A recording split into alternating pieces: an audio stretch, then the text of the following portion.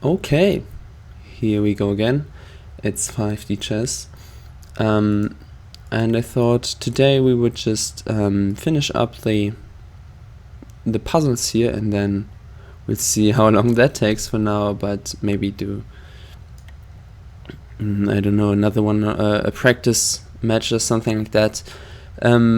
So to start off, I just we didn't do this last time. I didn't manage to complete it, but I just kind of looked at this a bit before starting the recording, and I know the solution here. And it's kind of the point here is, I think, that you learn that there might be an active board, but you might also have an active board which is there might be an active board in the present which you have to play on, but there's also active boards which are not in the present. And I mean, of course, I can't really do anything here on this board, but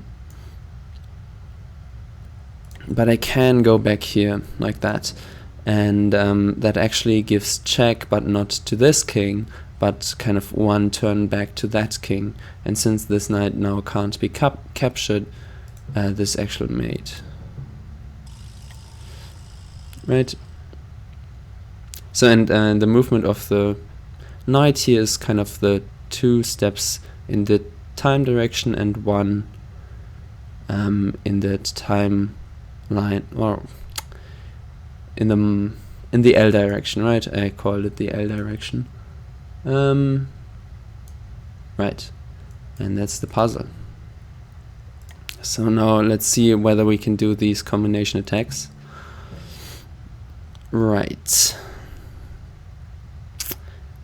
This was the weird one where this is not allowed, I guess, right? Because now you're giving check.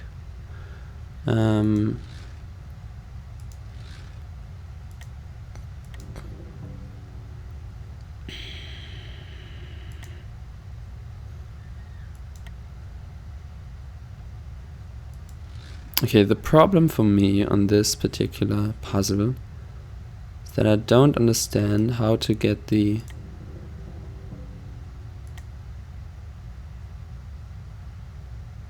king out of check in this situation, right? That's kind of my problem.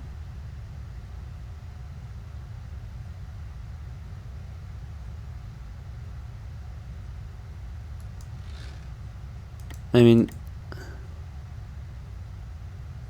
does this actually solve it? Oh, yes. You know why? Because the line going from the rook here to my king, which is kind of in this L direction, right? It is blocked by this pawn now, right? So the rook can't jump over this pawn to attack my king, therefore kind of the pawn is covering up my king. So this is actually the solution. Oh my. Yeah, and again, same kind of mate pattern as we had on the knight puzzle. So that's kind of what you learn here. Interesting. Okay, slightly longer. This is a mate in 1. Black to play here. What am I doing?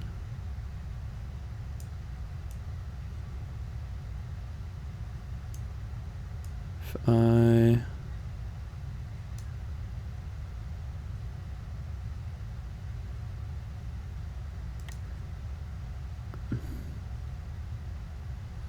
that's definitely not it.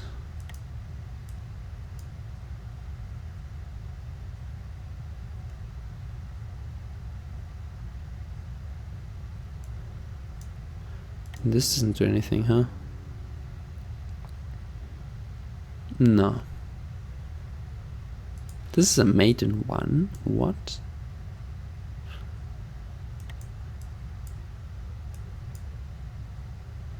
These also don't seem to be too effective, to be honest. I mean, this doesn't do anything either, does it?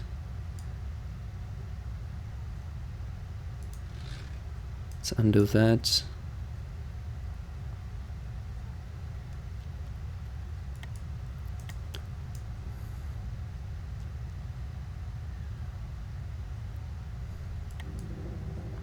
So if we do this, nope.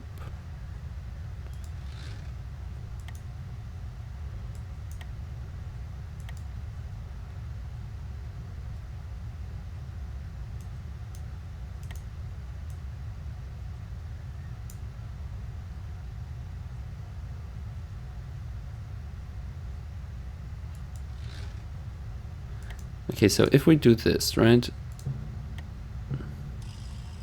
the king can just step out of that. Similarly here, right, the king just moves away.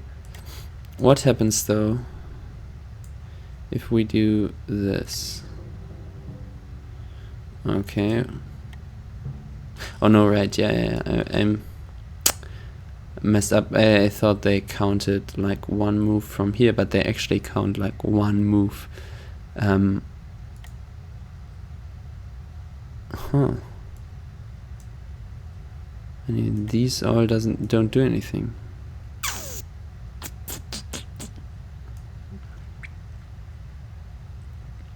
I am confused about this.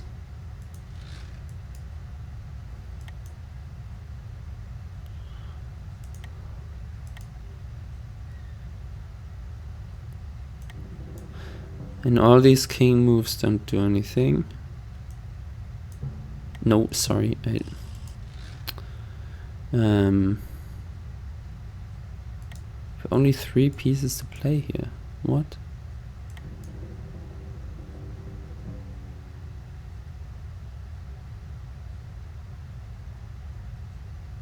This isn't any good either. What?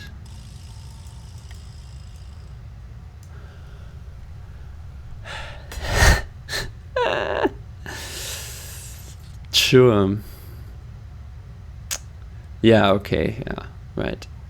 I think I figured out how pawns move now, or pawns, how they take.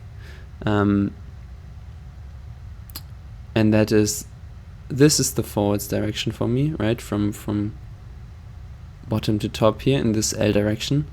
And so the pawn can either, it attacks these two neighboring squares here, and also attacks squares, this square here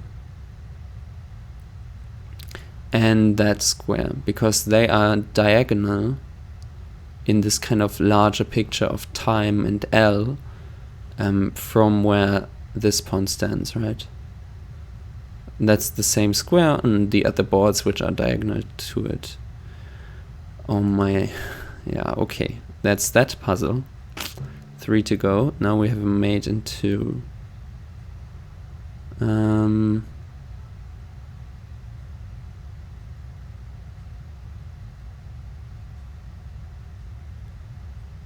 Usually probably like this.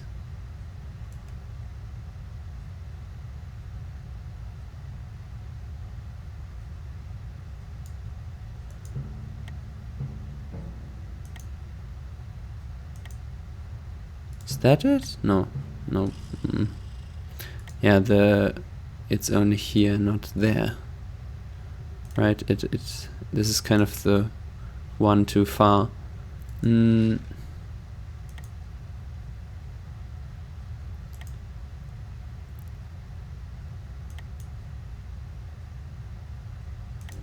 Ah. How about this?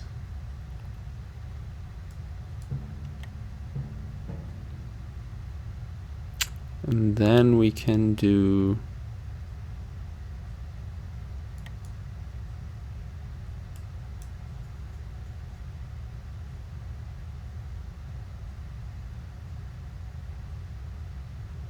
no, that doesn't do anything.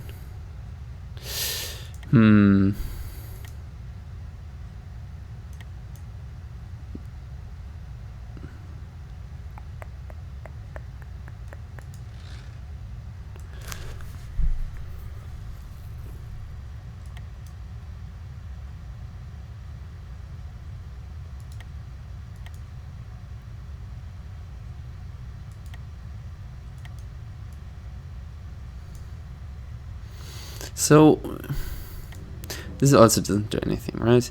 The king can just move out of it, can't they? And it's not like I'm attacking anything up there.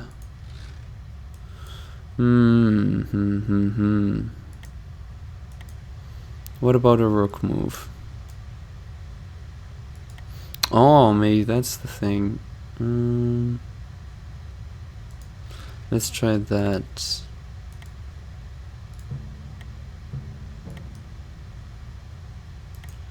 And now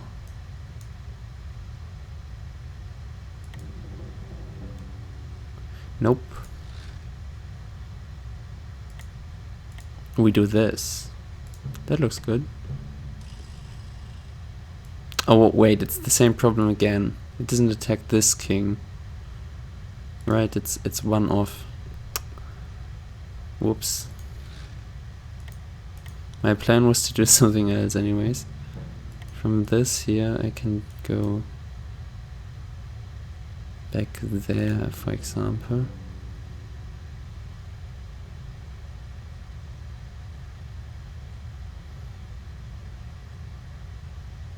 Nah, the king still has too many spaces to go. I feel like it should be something like this, but that just looks wrong. Oh, maybe I have to sacrifice here. Right, I sacrifice there and then this is it. Right, yes. Just a distraction sacrifice, right?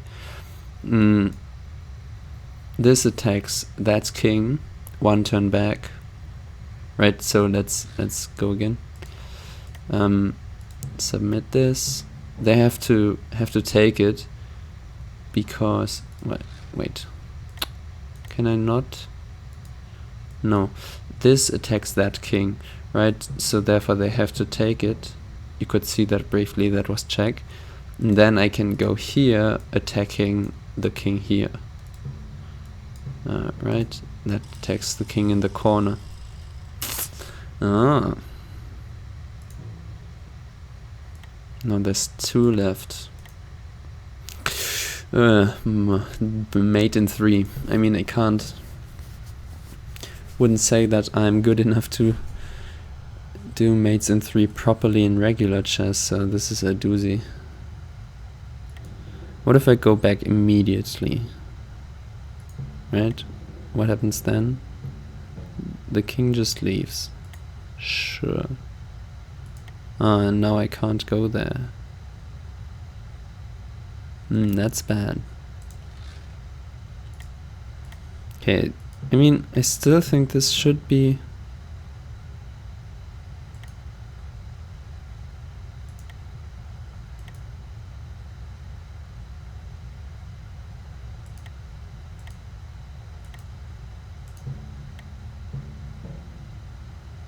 And now we might do some weird stuff here. That's not it. And I can now jump. No, I can't even jump. Whoops. Okay, so let's start with this. Let's see what happens. Okay.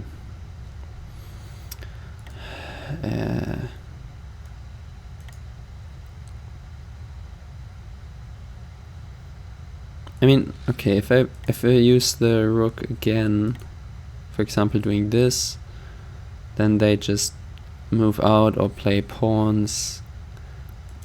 Ideally, I'd like to force every move, right? That's kind of the idea behind these kinds of puzzles. So if I give check here and then check there, they still just move out, right?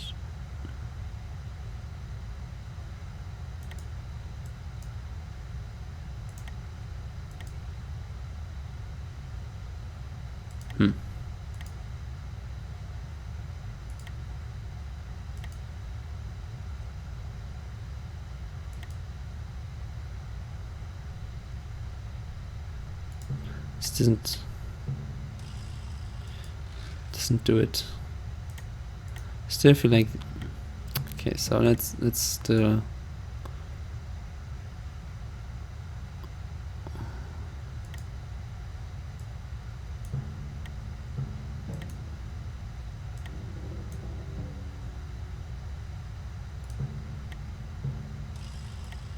Alright, that was already 3 moves.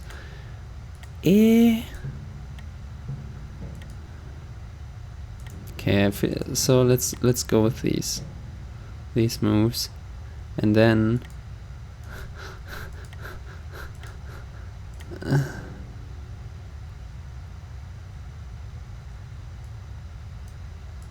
undo that. Nah. Okay, let's do this again, and then not jump 1 back, but 2. Of course, you just jump back 2. And then they jump over there, and you can do this. I mean, oh no, don't do that. I mean, it's whatever, doesn't matter. This move is irrelevant. It's only that one, because I can't get 2 kings out of check at once, basically. Right, okay. That was lots more complicated than I had anticipated. And now the advanced branching. Let's see.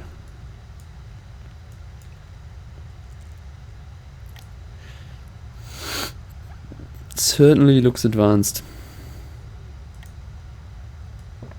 This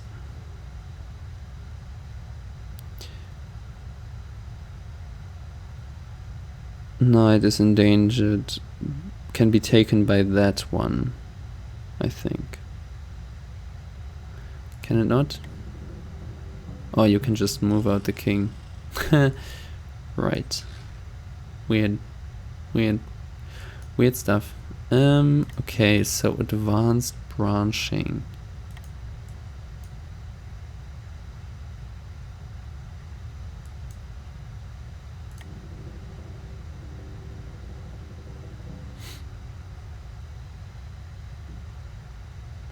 This is a check on that board and on that board. Just saying.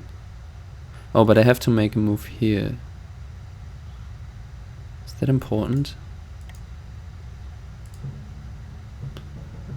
Don't feel like that was important.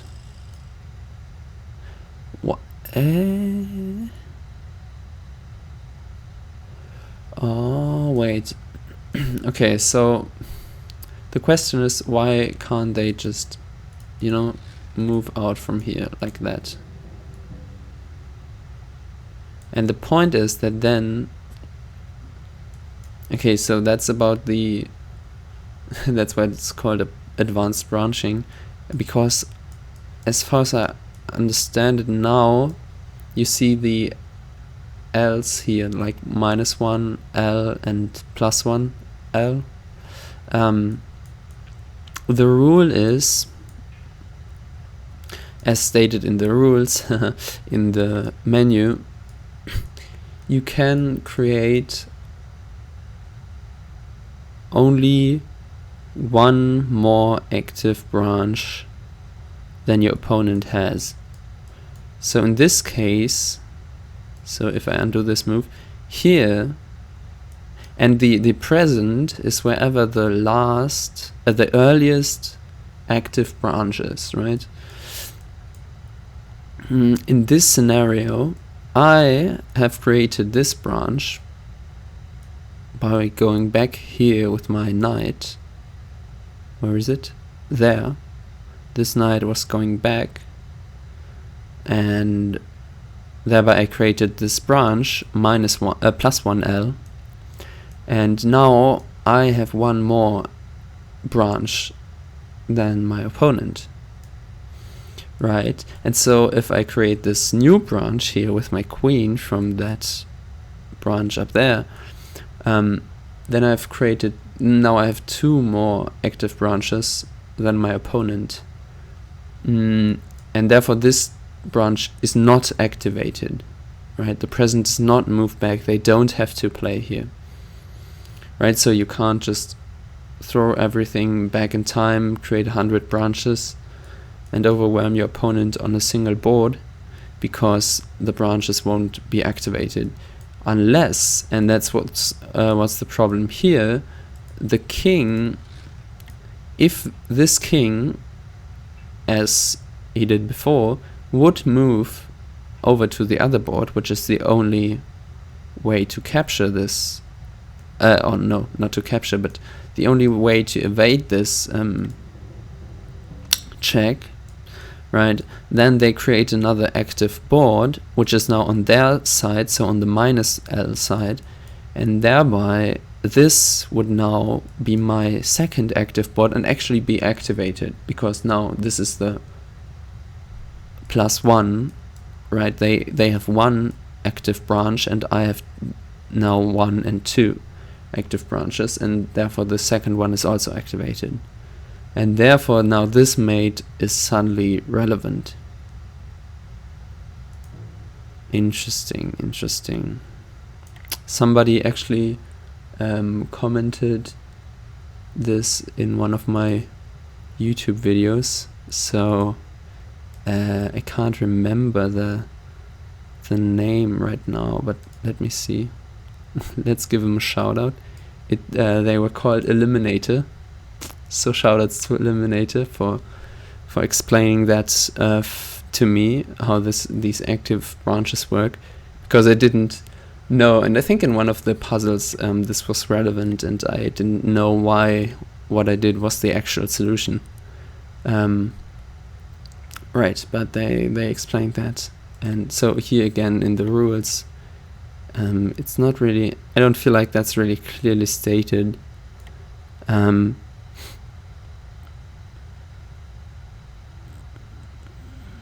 Right, if a player branches twice before their opponent branches once, the extra branches will be inactive and won't affect their present until their opponent makes more branches. But this also generalizes to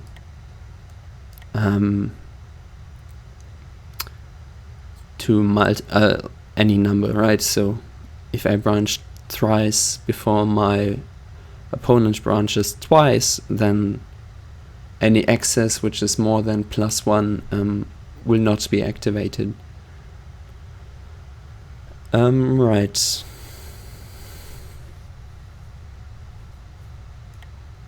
Maybe now that I read it, it's actually not that unclear, but you know, this was a lot of reading and understanding, and I didn't understand everything the first time around. Okay, but now we did all the puzzles, right? Completed all of them.